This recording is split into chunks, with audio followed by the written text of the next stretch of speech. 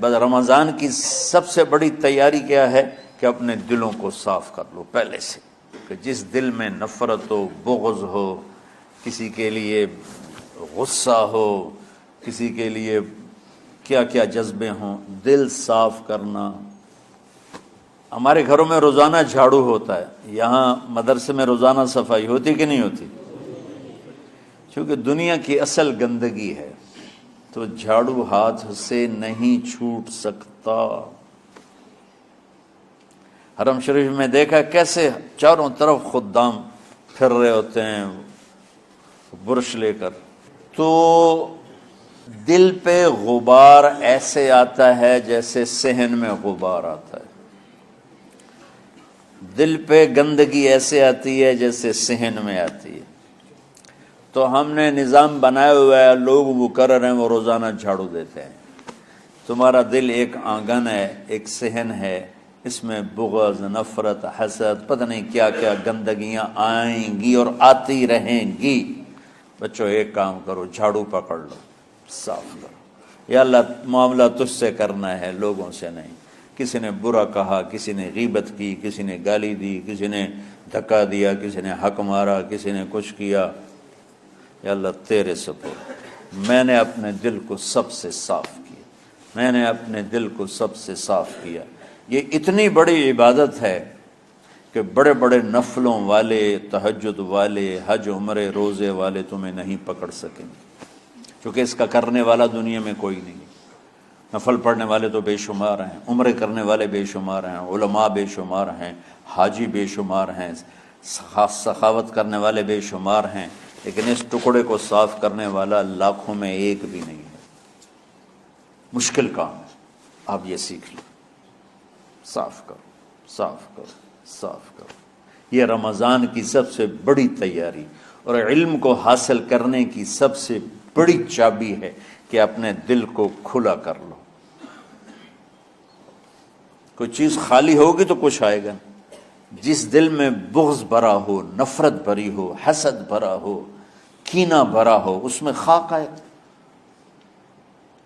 اس میں تو علم کی ایک کرن بھی نہیں آئے گی۔ اس زبان سے چاہے جتنے مرضی موتی بکھیرے، دل اس کا اندھا ہوگا۔ لا تعمى الابصار ولكن تعمى القلوب التي في الصدور، یہ آنکھوں سے اندھے نہیں، دل سے اندھے ہیں۔ تو بچوں اپنے دل کو صاف کرنا سیکھو۔ وہ کتنی مشہور حدیث ہے، آپ نے کہا اس دروازے سے ایک جنتی آ رہا ہے، تو ایک انصاری صحابی داخل ہوئے، جوتا ہاتھ میں، داڑھی میں وضو کا پانی۔ اگلے دن اس دروازے سے ایک جنتی آ رہا ہے، تو ایک صحابی آئے، ہاتھ میں جوتا، داڑھی میں وضو کا پانی، وہی صحابی۔ اگلے دن اس دروازے سے ایک جنتی آ رہا ہے، تو وہی صحابی 3 دن جنت کی بشارت لی۔ اس صحابہ کی جماعت میں ایک شخص ہیں جن کا نام ہے عبداللہ بن عمرو بن عاص۔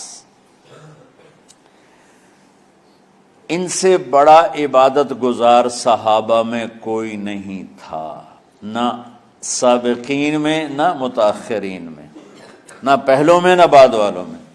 ان کی عبادت کیا تھی؟ ساری رات جاگنا، سارے دن کا روزہ، اور ایک ختم قرآن صبح سے شام تک۔ اتنی اللہ نے طاقت دی تھی۔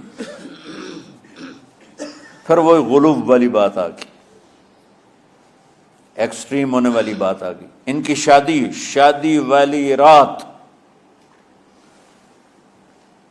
حجلہ عروسی میں داخل ہو رہے ہیں، دلہن کے کمرے میں داخل ہو رہے ہیں، اور مصلی بچھا کے اللہ اکبر، اور دیر نفل تے نفل، دیر نفل تے نفل۔ تو ان کی بیگم نے دیکھا تو وہ بھی خیر کا زمانہ تھا، انہوں نے بھی وضو کیا اور پیچھے مصلی بچھا کے وہ بھی فجر تک نفل پڑھتے رہے۔ صبح ہوئی تو حضرت عمرو بن عاص رضی اللہ عنہ نے پوچھا، بیٹی رات کیسی گزری؟ کہا جی ماشاءاللہ آپ کے بیٹے تو بڑے عبادت گزار ہیں، ساری رات نفلوں میں ہی گزری۔ تو وہ ان کو شکایت کر دی۔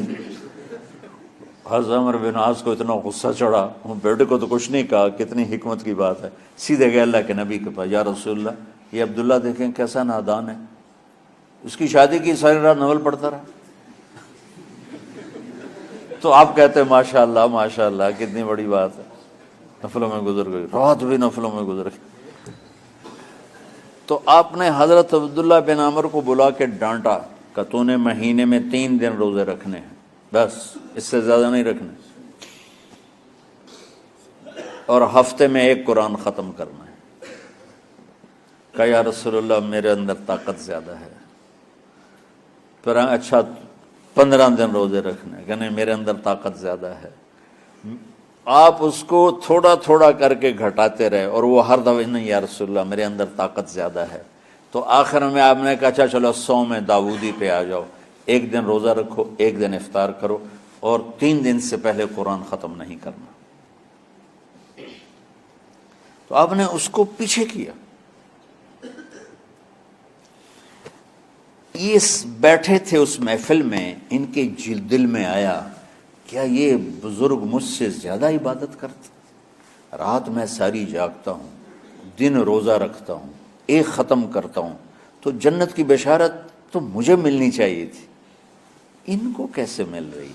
یہ کسی کتاب میں نہیں لکھا کہ یہ ان کا جذبہ تھا، لیکن جو کہ میں ان کی سیرت کو جانتا ہوں تو مجھے خیال آتا ہے کہ ان کی نفسیات میں یہ بات آئی ہوگی، چونکہ صرف انہی کو خیال آیا کہ میں جا کے دیکھتا ہوں کہ یہ بزرگ کیا کرتے ہیں۔ تو ان کے پاس پہنچ گئے، چاچا